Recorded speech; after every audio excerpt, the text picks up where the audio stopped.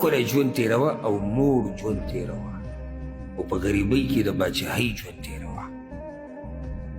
داسې ژوند تېروه که نه چې تا باندې خلک ګمان کوي او ته د یو مجلس نه وځې او بیا خلک ته پوښتنه کوي چې ته کاروبار څه دی او د ده سره څه څه دي او څه نه دي. داسې موړ خو که غریب هم وي تاله الله ډېر څه درکړی چې ته باچا یې.